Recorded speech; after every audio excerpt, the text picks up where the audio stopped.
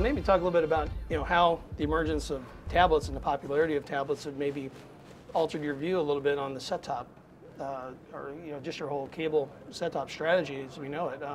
You guys have the Xoom. I mean, do you see that? What are you doing with that to kind of maybe turn that into a tool that cable operators can use, or with their customers?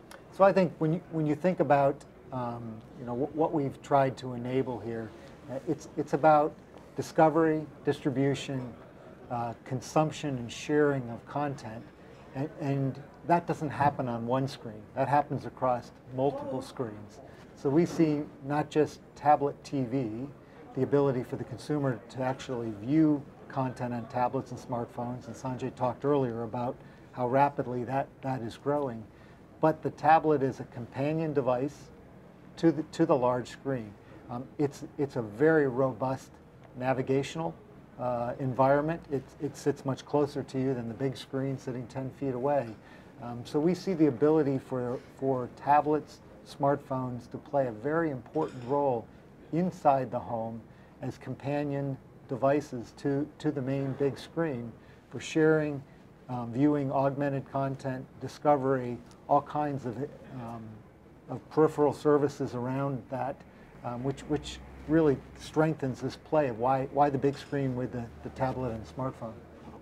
Well, and historically, you think about the tablet, right? It's right now it's been a retail device, and and set-tops, on the other hand, have been MSO distributed box that is trying to get into retail. I mean, now is there an opportunity for tablets to become a lease device? I mean, is that something you guys see an opportunity for? Well, I think one can imagine both the lease model as well as the retail model. This is the first time I think that you could imagine they're coexisting. Already, without even the lease model existing, people are actually downloading applications. Nearly every, you saw last CES, a lot of demos where people are delivering remote controls, they're delivering content distribution.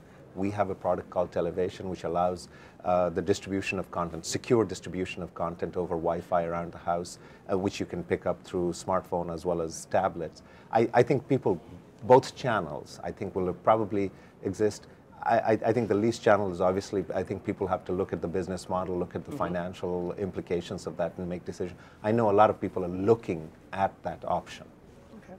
And not just tablets, but we're talking about other connected devices, TVs, smartphones. Now we're starting to hear this notion of like the set-top going virtual, and kind of disappearing in a sense. And then maybe that's a long-term view, but how is Motorola, kind of preparing for that sort of situation? I mean, do you see that happening sometime down the road, and what can you do to be ready for it? So I think if you look at our business has been around enabling content monetization, and if you go back 70 years ago, it was about how do you bring a signal from the hills of Pennsylvania down to consumers that wanted to view it. Right. Along came analog technology, along came digital technology, and now what you're seeing is this really movement, migration to an IP connected world where you've got multiple devices, different screen sizes, different whatever, all wanting to connect. In that, as an industry, the cable industry has a strong position in the home, in that home ecosystem, and has the opportunity to continue to enable that expansion and be able to position themselves. So I think what you find in the home as it evolves, it's not a set-top per TV. It's a gateway in a household with a whole variety of connected devices. Some of them directly connected. Some may need thin IP connection devices in between them and the big screen.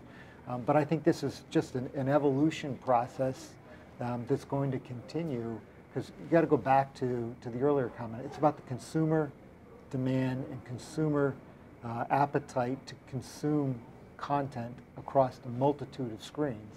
And so we're going to evolve as an industry to be able to support that. And I think if I could just add to what Dan said, this is an industry which has the lowest cost broadband delivery of content. It has the largest piece of glass in the house. It has 154 hours of viewing by consumers every month. It is in a very strong position and financially extremely healthy. I think the question is whether we can then evolve by making that the compute power be sufficiently strong that you can actually control the ecosystem and deliver user interface which is delighting the consumers. If we do that, if we as an industry can deliver that user interface and a connectivity around the house, the home network where multiple devices can come in, I think we have tremendous opportunity in this industry. Well, maybe for the last question then, let's talk a little bit about user interfaces. I think this might relate to it. Since we're at Cable-Tec Expo, let's give you a chance to talk a little bit about what you're doing here.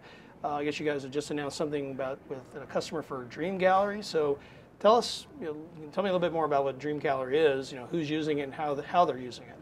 So to Sanjay's point, it was all about how do you enable a much more compelling user experience. And so a couple years ago, we started working with this company, which we ended up acquiring earlier this year, which has a HTML5 user interface-based toolkit, which enables a service provider then to have a much more intuitive, much faster evolving user experience. So today we announced with Shaw in Canada that they will be the first customer to take and deploy this. So this is a Shaw skinned guide on top of this robust toolkit, which gives them the ability to have a very graphically intuitive, a easily changeable and upgradable user experience. And then you're going to see that move from not just the UI on the big screen, but a UI on the small screen, so they can have a common look and feel across the entire environment. And we're pretty excited about where this tool is going to go. Well, I'm sure there's a lot of cable customers that are excited to hear about that. Yes, The historic Yes. guide situation. So, well, gentlemen, thank you very much for your time today. I really do appreciate it. Thank you, Jeff. Thank you.